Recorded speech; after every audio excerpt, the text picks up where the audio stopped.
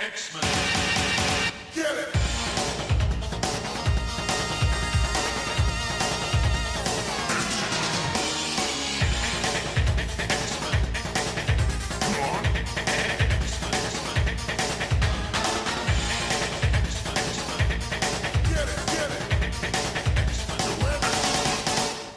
Hey everyone, and welcome to another exciting episode of Battle of the Atom. This is, of course, the X-Men podcast where I, Zach Jenkins, and my co-host Adam Reck go through 3 X-Men stories. We talk about them just a little bit, and then we decide where they go on our ever-expanding list of every X-Men story ever, of all time, from best to worst. With me, as always, is Adam Reck, and Adam, I have a question for you today. Oh God, here we go. Yes. Go ahead. It's 2018. Do you know what your children are? Oh, I didn't think you were going to ask me that. I thought. I mean, that's like the me. tagline. Yeah, no, I was going to bring that up too because I love that little postcard. But I really thought you were going to ask me how to pronounce BROOD, which I've been getting so much grief about on Twitter. Here's the thing. I heard you talking about it the whole time, and I said, no, that sounds right. What's he doing? So for all of you listeners out there who were supremely offended that I pronounced BROOD as brood, I've been practicing, and I now know that it is correctly pronounced as brood, like rhymes with good. Or food. Or food. You know what I mean? So anyway. Don't worry. A lot of people are getting science words mispronounced. Luckily, you got this mispronounced on a small podcast and not on a multi-million-dollar Venom movie. Ooh, yeah. The pronunciation of symbiote was very interesting in the Venom trailer. Symbiotes? The symbiotes? Symbiotes. That took me out of it. Any of you who are going to pull up, well, Merriam's dictionary, no one cares because the Spider-Man animated series and literally every pronunciation of that word ever has been symbiotes. So maybe slow your roll with this actually stuff because you know you're wrong and you know that you sit on a throne of lies when you try and do that. I'm considering a new career in just like either investigating how to pronounce different comic book words or, just trying to figure them out for myself because this seemed to have caused some controversy. But back to your question. You. Oh yeah. Back to my question about what your children are. Well, if you we're talking today about Fall of the Mutants, and there was that great little ad that appeared in some of the comics, and I think it was actually printed as a postcard for local comic book stores with the images, right? It's like, do you know what your kid is? Not what your children are. Yeah, and it has a picture of 4 kids, and one of them is a picture of Franklin Richards, and in red ink scrawled over it, it says Mutie. Oh boy. Yeah. Which is a very good ad, and can I tell you, it really has nothing to do with the content that we're covering in this episode. That is a Fall of the Mutants. No, and I think that's okay because like previous crossover, Mutant Massacre I think is tied together a lot better, but Fall of the Mutants is just 3 distinct stories that all involve some form of a fall. So it's more of an advertising thing than anything else to tie them together. You know what? I can tell you, both of the Fall of the Mutants house ads things, that and then the sunset image of all the X-Men. I like that one. They did some good marketing for this. Yeah.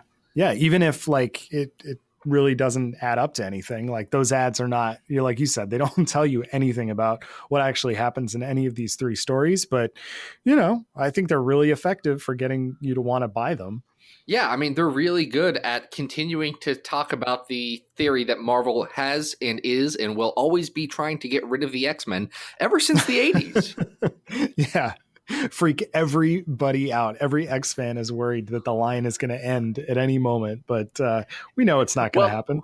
Well, I know we are on Tangent City in this episode, and we're going to get to the real content real good. But I was thinking the other day, this Deadpool movie, Deadpool 2 is coming out. And I love that the fact that Deadpool 2 is coming out and has a lot of these, frankly, obscure X-Force characters in it. He's getting No kidding. X-Men fans still feeling persecuted that in this multi-million dollar blockbuster movie, they're the second-rate citizens. I love that mentality amongst us fans. Yeah, I mean, I think there's a legitimate, like with this the Fox Disney merger, people are freaking out because will we ever see the next X movies? But like, here's one, and it's got some really cool stuff going on in it that I'm really excited about. So this is a movie with Jesse Bedlam, Shatterstar, the Juggernaut, Negasonic Teenage Warhead, Domino Cable Colossus, and freaking Zeitgeist from Ecstatics. And also Deadpool, I guess, is there. Oh, and Rusty Collins. So yeah. Don't be coming at me how this is not an X-Men movie. This has more X-Men than Uncanny X-Force did. It just also has Deadpool in it. Mm-hmm. Yeah, and that's fine. If that's how we get there and it's enjoyable, then great. Let's see how it is. I'm looking forward to it. Now, we digress real hard back into Fall of the Mutants because we're talking about Fall of the Mutants today thanks to Patreon supporter Stephen Koppel, who suggested the first story on our list today. And which one is that? Because there are 3 different epic tales to be told in Fall of the Mutants. Right. The first one, which we specifically thank Stephen for his support about, is X Factors number 24 to 26. The Fall of the Mutants. Yeah. This was written by Louise Simonson with pencils by Walt Simonson and art inks by Bob Wyachek. It's pretty good. Oh, man. Great creative team here. I love when the Simonsons are teamed up on X Factor. And this is a cool... I think this is my favorite of the 3. Fall of the Mutant stories. Yes, because that's the correct opinion to have. I love being validated. It's great. Because this is Apocalypse trying to, do his master plan. He's going to get Archangel and he's going to get his horsemen and try and take over the world, starting with New York City. So this is some high stakes stuff. Yeah, so let's talk about what's happened previously on X Factor for the last little bit. Warren Worthington got his wings taken off in the last crossover, got real sad, got suicidal. Everyone thought he was dead. Apocalypse has kind of been sneaking into mutants' homes and saying, Come follow me, I'm pretty cool. and making his horsemen for unreally revealed reasons, and we're never going to actually get what he's going for here, besides some general Darwinism that doesn't make a ton of sense, but I love him for it anyway. Yeah, I mean, on one hand, I really did not like the last X-Men movie, X-Men Apocalypse, but on another level, like I can kind of sympathize with not really getting what Apocalypse is all about. Historically, his motives are very varied to the extreme, depending on who's writing him. And we never really quite know what he's up to, but there's going to be some mayhem and destruction involved. Yeah, Apocalypse is a character that works so much better in theory than he does in any sort of actual use. I mean, there's a reason he's been dead in comics since like 2007. And he's going to come back. He'll pop up. He always ends up, back in a storyline as a big bad. But this is a great archetype for Apocalypse stories in general, because, we seem to use this as the template going forward, which is that at least a hero at some point will become a baddie because of Apocalypse. And in some cases, multiple good guys, not in this one. And our heroes have to figure out how to take care of Apocalypse without killing a friend. But it has diminishing returns like that, convert someone into a horseman. I'm trying to think through my Apocalypse stories since then, and it doesn't work very well in the 12 because Death Wolverine is not great.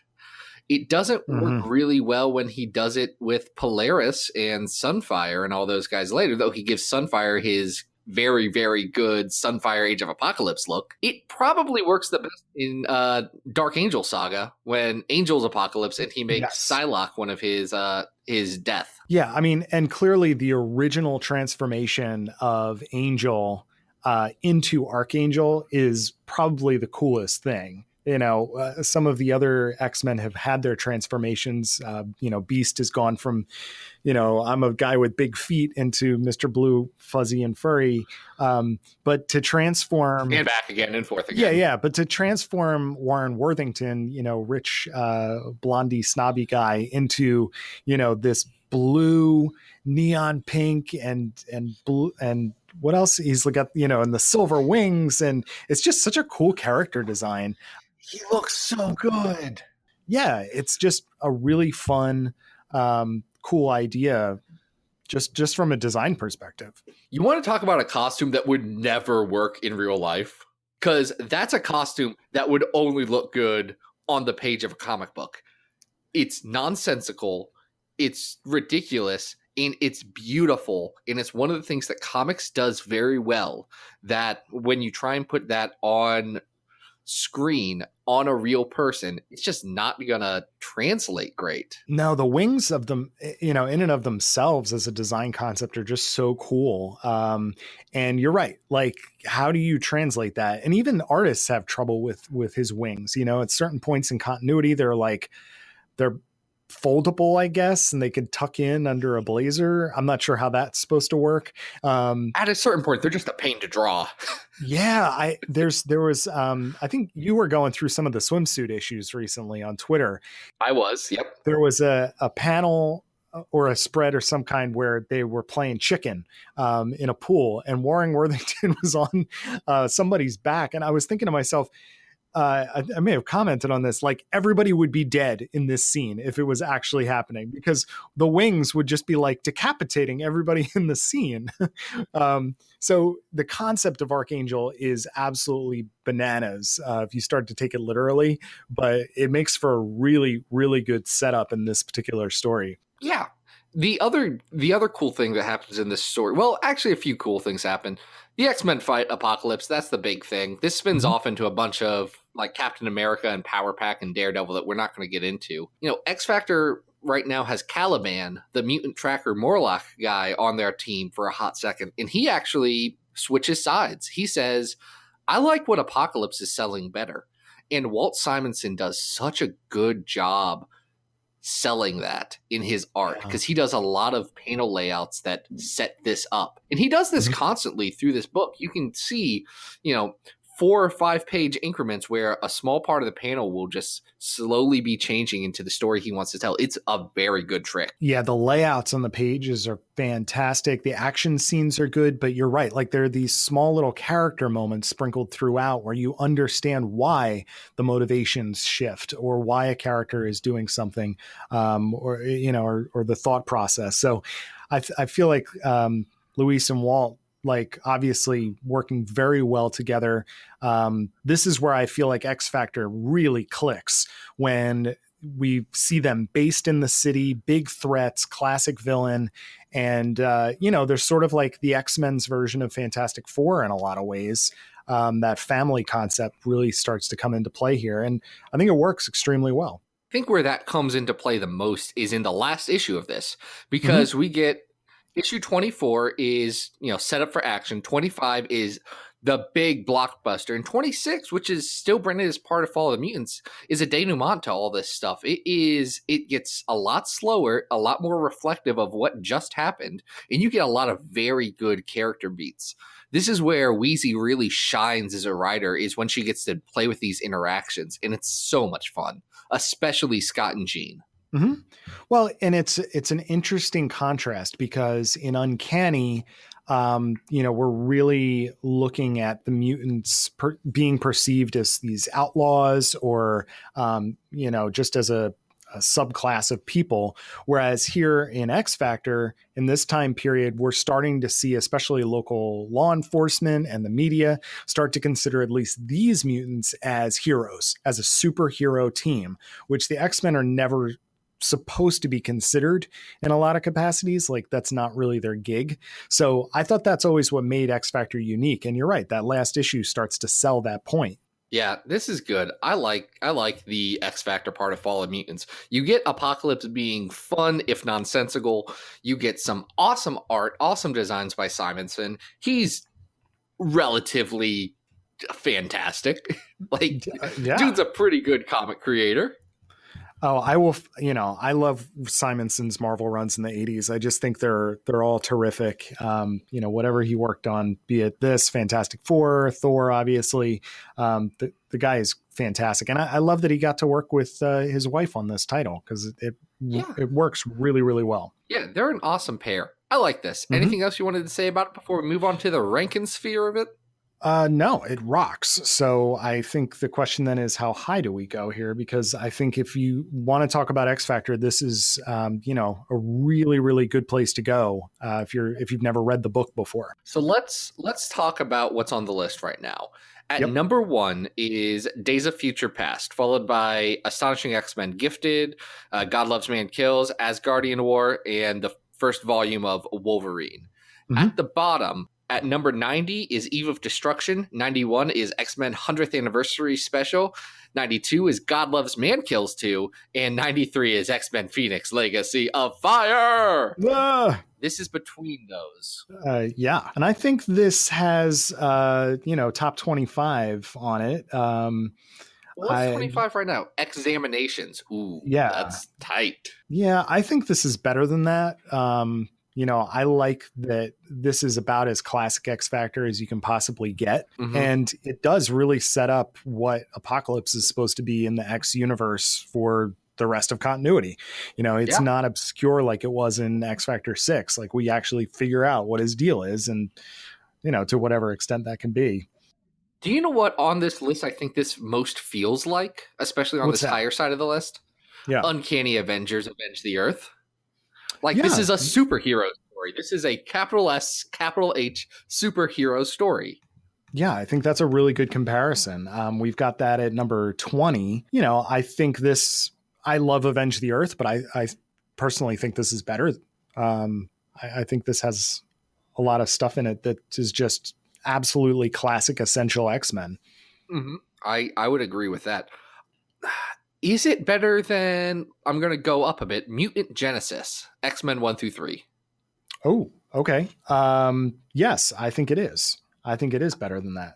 So that would put it into our top 10, or it would put it just outside the top 10. Top 10. Because at number 10 is Uncanny X-Men 183, He'll Never Make Me Cry, which is the one where Juggernaut puts a bar on top of Colossus, and this is not better than that. No, I don't think it is. But I think that might be a solid place for it if you're comfortable there. I am comfortable there because, guys, X Factor Fall of the Mutants is really good. This is about as good as X Factor gets. And It's a lot of fun, and you should read it. So it's our new number 11. It's our new number 11. And next on our list is just another Fall of the Mutant story. We're doing all three of them. It's very easy. It is the Uncanny X-Men one, which is written by Christopher Claremont with pencils by Mark Silvestri. And I think inked by Dan Green here. Yeah. And this Dan Green, run. Glennis Oliver does the colors. Very nice. Yeah, so this is the pre-Australia Outback era. This is where the X-Men go to Dallas to fight the adversary and team up with Freedom Force. Strange. What are your take? What's your take on the adversary? Not my favorite X villain. Take any cultural stuff out of it. The adversary is just boring and dumb. I don't know what the adversary's deal is. He wants to cause chaos. That's the most generic thing you can do. He's just, I'm evil. Okay, I guess we got to deal with this evil guy now. Yeah, this goes on for a while too. If you buy some of the Fall of the Mutants trades, I guess they do like a full half year of the series before this particular 3-issue run that we're talking about. And this goes on for a while. This is sort of the aftermath of Life Death in a lot of ways, because it centers around Storm and Forge and Naze, aka the adversary. So this is, I feel like this is a means to an end to a lot of ways. Claremont is trying to tie a lot of threads together. That he wants to do this thing where he dispatches the team and gets to have a little bit of a reset button there. How successful do you think this is? it's not the least successful thing he's ever done. It's I don't love this at all. I'm very mixed about this particular arc. I'm on record as being a fan of the Aussie X-Men, and you don't get that unless you get this run that creates, sort of the portal to that story. But I'm conflicted about it because of all of the adversary Roma stuff that's in here in the background. Oh, Roma's the worst. Yeah, it relies very heavily on, him being the villain. And, I feel like I don't know, this whole bit with time being unchained and we having dinosaurs and cavemen roaming through Dallas.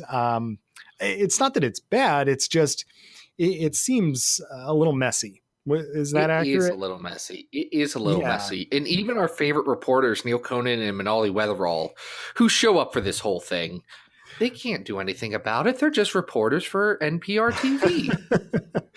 Right. But our affinity for Neil Conan and Mariel, how do you say her name? I always mess it up. Manoli Weatherall. Manoli Weatherall. That comes from, I think, a lot of cases from this, right? Because they have to be there so that the rest of the X universe thinks that the X-Men are dead, at least via the TV footage.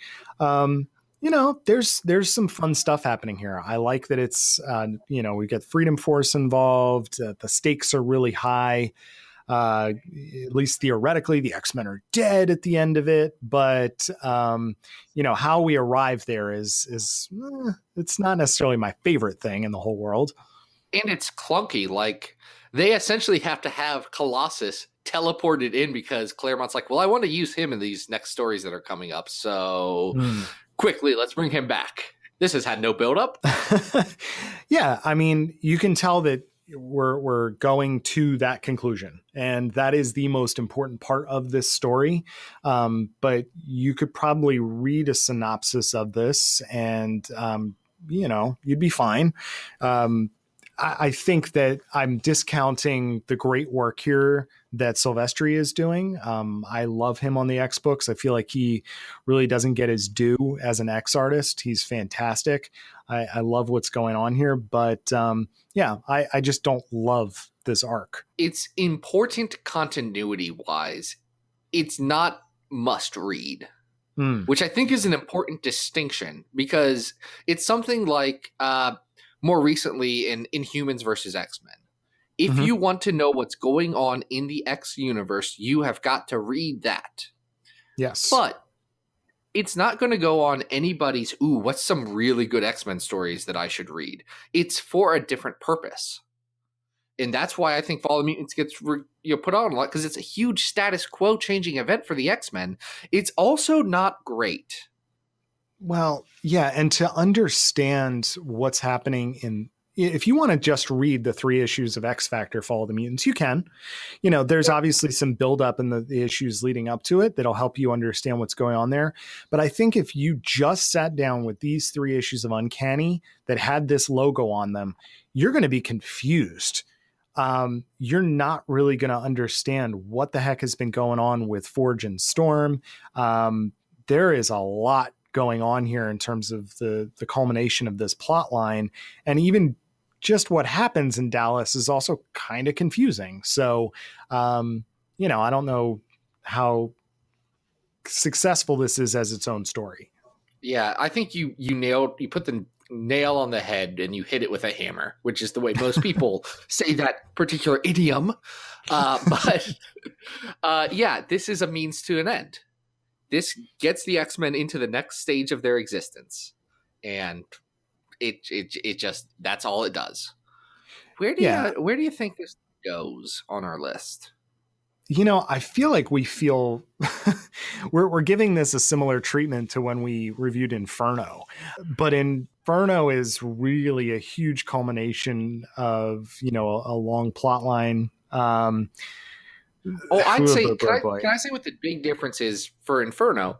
Inferno is a more or less well done, if confusing, story that just plays with a lot of the elements of X-Men that don't appeal to me. Like I had this conversation on Twitter the other day. Someone had mentioned that the way that we reviewed a particular story was different than like Jay and Miles explaining the X-Men's take on it. Mm-hmm. And they were like, oh, I love hearing them debate and all, like them loving something and them hating something. And all I could think is, well, we just like different parts about the X-Men. That doesn't mean those stories are bad or that the X-Men are bad. It just means the X-Men are wide enough that people can like different stuff about it and have that available to them, which I think is fabulous. Inferno's good, just it's not a story I love. Yeah. And while our list is definitive, it may not be definitive for everybody. How's that? I mean, let's not go that far. But it should. Compared to Inferno, this is worse. This is worse than Inferno, for sure. Okay. So we know, at the very least, we have Inferno's X-Men and X-Factor issues at number 40. So we know we're going lower than that. How low do you want to go? I'm looking at this list, and here's the thing about lists like this. They start to get filled up with things you want to talk about. Yeah. Is it better than House of M? Because I know you're not a huge fan of House of M. I think House of M is better. Okay. I think the Demon issue of Uncanny X-Men is better. Where I'm kind of looking at is Uncanny X-Men 275 and the stuff around that, the Savage Land and Shi'ar stuff with that good Jim Lee art, and that's about it. I think it's better than that. Like that's my floor on this one. Interesting. So is it better than Web of Spidey Annual 2 with Warlock? I think we need to at least give this some credit that it's a game changer for the X-Men, whether, it's truly successful or not. It's still wrapping up at least, in some cases, multiple years worth of X continuity. So, it's a big status quo change. I think it's better than that Web of Spider-Man annual. I think it's probably better than like Last Will and Testament of Charles Xavier. I think this is probably a more successful story than that. Okay, so now we're up a little bit on the list. So here's a question. Is it better than Santa Claus? Because you go to bat for Santa Claus quite a bit. I do like that Santa Claus. Marvel Holiday Special, Miracle, a few blocks down, a few blocks away. A few blocks down from 34th Street, yes. Yes, there we go. I would rather reread that Marvel Holiday Special than this. Okay. So I definitely would rather reread the all-new Wolverine annual. I think it really comes down to you whether it goes above or below Holiday Special. I'm okay with putting it below. I mean, I agree that, I know that this is important to X continuity, but my desire to revisit it is not super high. I would much rather read the X Factor one than this. So I think that's a good place for it. Yeah, that's number 50 on our list now. Uncanny X-Men 225 to 227, The Fall of the Mutants. Nice. And we still have one more set of mutants who, they need to all fall down. Yeah, and I think this one is just the most off the wall strange, which is New Mutants. Yeah, this is Wheezy again with Brett Blevins on art, Terry Austin doing his inks, and Bill Ray doing the colors on it. This is a Bird Brain story. This is a Bird Brain and Cypher story. I think that's an important distinction to bring out because this is, obviously the biggest point of this story is that Doug dies as part of Fall of the Mutants. And the context for that, though, is that we are on a island of animal people that is being run by Dr. Animus, the animator, who is hired by Cameron Hodge. And the right, yes. And we're also in this very strange era where it was, I guess, an editorial mandate. I've heard Blevins talk about this, that the characters on the team were kind of de-aged. Yeah. So we've got sort of a visual look that's going for Saturday morning cartoons, but a storyline that, if you take it down to its nuts and bolts, is pretty savage. Yes. It's pretty dark. There's a lot to unpack here. Well, it's dark, but also regressive. Like, I feel like the Bill Sienkiewicz era New Mutants would have handled this situation a lot differently than the early Louise Simonson era New Mutants. Mm-hmm. And she gets a better handle on this team later in her run. But right now, it is a jarring shift from where the Claremont run ended to where the Simonson run begins. And I like, even in the art, like, I like Brett Blevins. I like Brett Blevins' art a lot. I don't like it here. Well, and I think a lot of that has to do with the modeling of the characters. It's a jarring shift to see the characters, and it's, he's doing what he was asked to do, to age them down, to make them look a little bit younger. New Mutants is known for being a book about teens that deals with very, very strange and horrific elements. And that's still here. But, when you're being put into sort of a Saturday morning cartoon atmosphere with the artwork, it's a very difficult thing to blend together. And if we add to that the fact that this is the culmination of the Bird Brain story, which, I don't think there is an X fan alive that is really super sold on Bird Brain.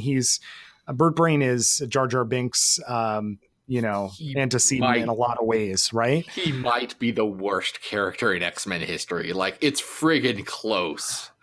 I'm struggling to see tough. Who I would like. Bottom of my list on Xavier Files right now is Lifeguard and Slipstream, and I'd rather see them again. Like, that's not even a question. Yes, give me their solo series before I read another page of Bird Brain. Yeah, is there an X fan alive who is like, give me more Bird Brain? I want to just give some kudos to Jordan White for doing all those polls this past X-Men Monday before we recorded this. And one of them was like, which forgotten X character would you like brought back? I think he had Sage, Maggot, Adam X, and I don't forget who the fourth one was. Marrow. Yes, Marrow. And Sage won the poll. Which is ridiculous. Can you imagine? You Sage fans, I tell you what, I don't understand a single thing about you. Sage is a character I do not enjoy. There was someone who commented, I really missed Extreme X-Men. Why? Well, okay. Sorry, that individual. We hope you're listening, and we hope you like the show. And I'm glad you like. I'm glad that's X-Men that you enjoy and that you find value in. But you may be wrong, and you may need to seek. And just talk to your friend. There are better X-Men titles out there. But I would be really curious to know if there's any advocates out there for Bird Brain. Because the fact that Bird Brain comes into the series, hijacks it to a certain extent, leads to this, which then leads to Doug getting unceremoniously shot. It's rough, man. Like, I'm okay with a character going, but the way in which this happens is hard to swallow within the context of the story. It is. And it's, again, for a very cartoony story, that's a dark friggin' turn, especially what it does to Rain Sinclair, like how upset she is about this. And then later on in what is actually a good story, how good, sweet, perfect boy robot Warlock has to process this death. He doesn't do well. Yeah. And I think that is a big part of why this is a little bit more difficult. If Doug were to have met his demise while Warlock was there, or part of the story, because I believe this is happening at the same time as Fallen Angels. So Warlock is not around. Yeah, this ties right back into Fallen Angels, I believe, right at the end. Like, this is them coming back. Yeah. So, the fact that happens while that character is absent from the story, hey, it's a story, and the writer's got to make choices about what she wants to do here. But,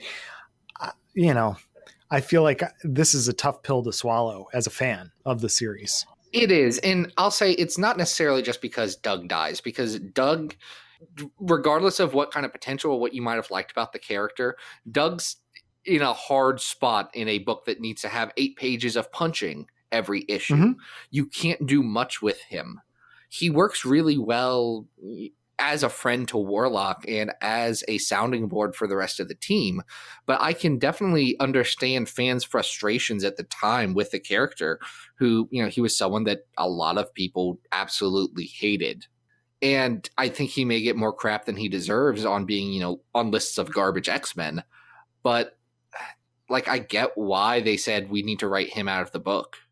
This is just a rough way to do it. Yeah. I ultimately the scene where he takes the bullet, in a burst of heroism, is obviously a demonstration of that limitation of him being, a superhero like his comrades, his colleagues. But it's still difficult, and the fact that it's packaged within this story about a guy wearing, like animal skins on his back and having these very, very bizarre supervillain speeches.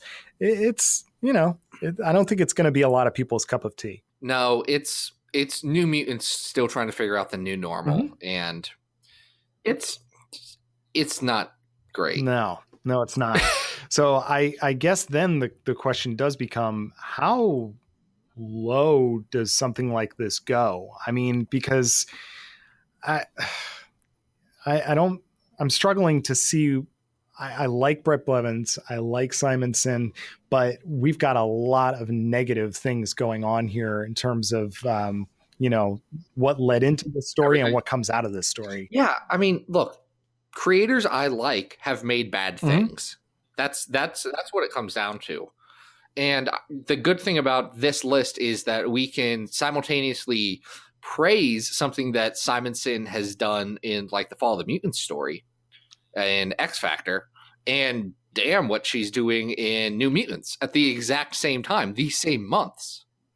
So this is no shade to her and no shade to Brett Blevins, who, again, I really like Brett Blevins. It's just this story doesn't work well. Yeah. All right. I'm going to say something that may seem, I don't know how low you were thinking, but I'm looking at the list and I would rather go back to New Mutants Summer Special, Nocenti's absolutely like bizarre head trip with Blevins than I would to this. Would you agree with that? Yes, I agree with that. I really do. Here's what I'm kind of looking at. It's not as good as that. Heroes for Hope is more interesting than it is anything of value. Mm-hmm. I think this is better than Mangaverse X-Men. I do too. I think this is better than Mangaverse. So it really comes down to Heroes for Hope. What your feelings on that particular weird thing of comics that Stephen King wrote is. I think I would give the edge to New Mutants Fall of the Mutants, if only because from a continuity perspective, this has a lot of bearing on what happens with the team afterwards. Even if it's not that thing that you want to go back and reread a lot. Heroes for Hope is just this weird oddity. So I think that's probably a good place to put it. It is a good place to put it. That would put it as our new number 87 on the list of every X-Men story from best to worst. Nice. And that does it for today. That was a marathon session with a lot of good tangents, a lot of good rants, and a lot of people who are going to clap back at us on Twitter. I can tell you what. Oh man, a lot of mutants just fell down. So hey, they all fall down. You know what? I'm really optimistic that there's going to be this Bird Brain fan club that pops up and tells us why we're wrong about Bird Brain. If you're out there, folks, please let us know. I can't imagine. Because here's the two things that have to happen for that. Number one, you have to know that Bird Brain exists. Whoa. Which legitimately means you have to have read those stories. Mm-hmm. And I can't make those two connect. That those two things combining together would output and I like this. I remember, but I've been wrong. I remember the first time that I read the Bird Brain, arc, and I had read terrible things about it, and I'm like, I'm going to keep an open mind. I'm going to try and like this character. And then I was like, oh, I can't do it. I can't like him. I want to, but I can't. No, I've had that experience before. Yeah. That's okay. Oh, well, actually, the only time that has worked, and I'll throw this out, late X Factor, like the last 10 issues of that run, introduces Xavier's Underground Enforcers, who are good. They are a stupid 90s design. They all come from Bishop's timeline. They're all friends with Shard. I'm sold. They They are great. One of them is a Maori guy who can change shapes, and he's really a softie at heart, but because he can change shapes and become like big, he becomes like a big scary dude.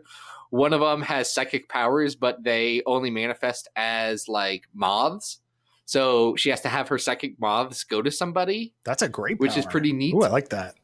The other guy just has a cool 90s design. His name's Fix. He doesn't do much. Does he fix? He's does okay. He fix things?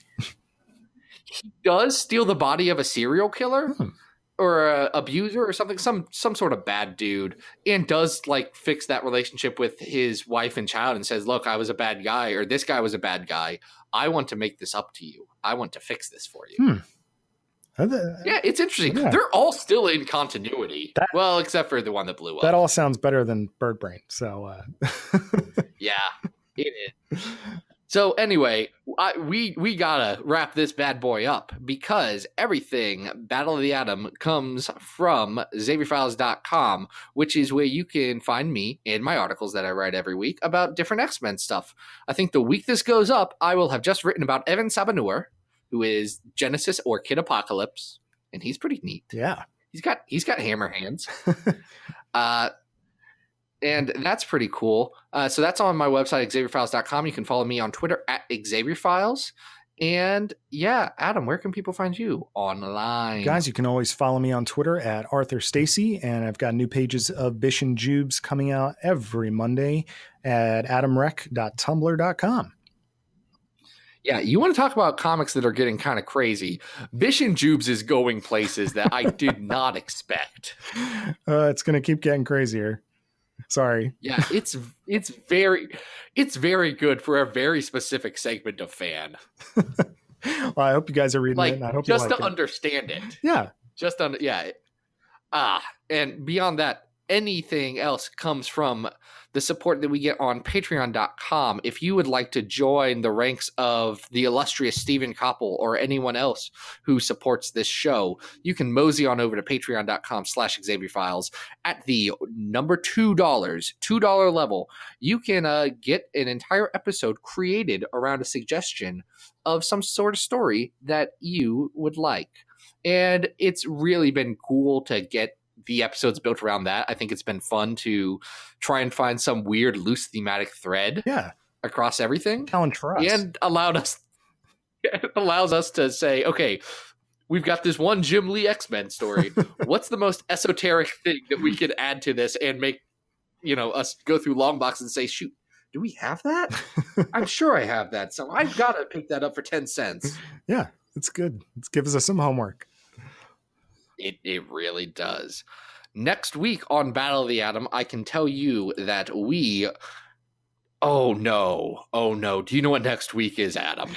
Well, I think next year. I forgot about this. I think next week we have to explain Psylocke and Quanon somehow, right? Is that what we're doing? We have to explain Psylocke, we have to explain Quanon, and we have to explain the Crimson Dawn. Oh, this is going to be a tricky one. So we definitely have our homework. Oh my gosh. The Crimson Dawn is bad. It's actually bad. All right. Excited for it. Oh my gosh. This was close. This was a close one. But I think we did survive. And until next time, this has been Battle of the Atom, and we hope you survived the experience.